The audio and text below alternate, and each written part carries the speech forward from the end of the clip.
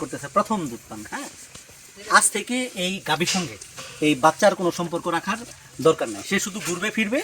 এর body weight হবে প্রায় 30 কেজির মতো। আপনার প্রতিদিন বডি ওয়েটের 10 ভাগের 1 ভাগ অর্থাৎ হলো 3 লিটারের মতো করে দুধ তাকে কি করতে হবে, খাওয়াইতে হবে। প্রিয় খামারিগণ, আসসালামু আলাইকুম। আমরা কিছুক্ষণ আগে একটা ডিস্টোকেয়ার ম্যানেজমেন্ট শেষ করলাম, অর্থাৎ বাছুর জন্ম নিয়েছে, বাছুর দাঁড়িয়ে আছে, মা দাঁড়িয়ে আছে। এই গাভীর এখন যে জিনিসটা খেয়াল করতে হবে, বাছুরের জন্য শাল দুধ, অর্থাৎ বাচ্চা জন্মের কয়েক ঘন্টার মধ্যে কয়েক লিটার দুধ খাওয়ানোর যে ব্যাপারটা, সেটা হলো যে শাল দুধটা হয় সেটা। এটার মাধ্যমে কি বাছুরের যে রোগ প্রতিরোধ ক্ষমতা জন্ম নেয়, যদি এটা পর্যাপ্ত পরিমাণে খাওয়ানো যায় তাহলে তার মধ্যে ইমিউনিটি গ্রো করে এবং সারা জীবন ভালো থাকে। আর যদি এই জিনিসটা না হয়, প্রথম 3 দিনের মধ্যে শাল দুধটা যদি না খাওয়ানো হয়, তাহলে কিন্তু সারা জীবন ওই কোলেস্ট্রামের অভাব পূরণ হবে না এবং বাছুরটা বিভিন্ন রোগে আক্রান্ত হতে থাকবে।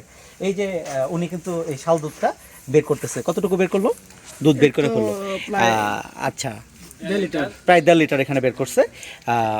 বিষয়টা হলো যে কাজটা করতে হবে, গাভীর উলান থেকে সমগ্র দুধ বের করে ফেলতে হবে। আমরা কি করি, উলানে ছেড়ে দিই। তো এই যে উনি কি করলেন, দুধ বের করলেন, শাল দুধ এখানে ভরতেছেন। আমরা এটা কিন্তু সাথে করে নিয়ে এসেছি, অর্থাৎ শেরপুর জেলার কোথাও এই ফিডারগুলো নেই।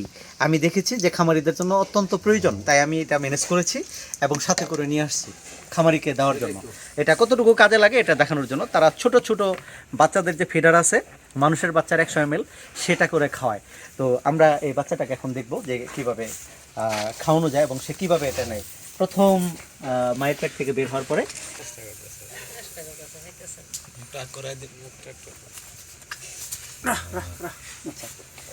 এই যে প্রথম সে কিন্তু দুধ পান করতেছে, প্রথম দুধ পান। হ্যাঁ, আজ থেকে এই গাভীর সঙ্গে এই বাচ্চার কোনো সম্পর্ক রাখার দরকার নেই। সে শুধু ঘুরবে ফিরবে। এর বডি ওয়েট হবে প্রায় 30 কেজির মতো।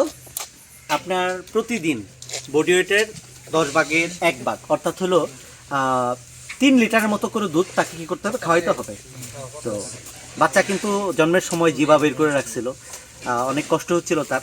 কি খাচ্ছে? হ্যাঁ, খাইতেছে। আচ্ছা, এই ফিডার দিয়ে যদি দুধ খাওয়ান সমস্যা আছে কোনো? না, সমস্যা নেই। হ্যাঁ, উলান থেকে সম্পূর্ণ দুধ নামায় ফেলবেন। নামায় 3 বেলা 3 লিটার দুধ খাওয়াবেন। এখানে 2 লিটার আছে, এখানে প্রায় 2 লিটার দুধ আছে। অর্থাৎ এখানে কিন্তু স্কেল দেওয়া আছে, 1 লিটার 2 লিটার, এখানে 2 লিটার দুধ আছে। এখন সে 2 লিটার শাল দুধ একসঙ্গে খাবে। যদি খায়, এই বাছুরটা হবে একটা পুক্তা বাছুর।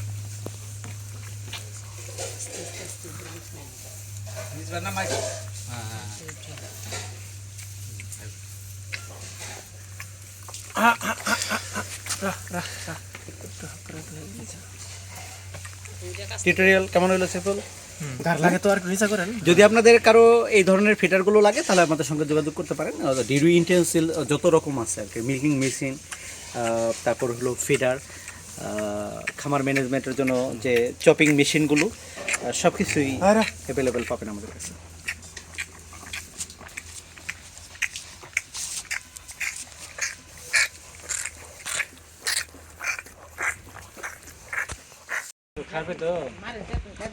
এখন চাটতেছে নাই নাই নাই 2 লিটার দুধ কয় মিনিট?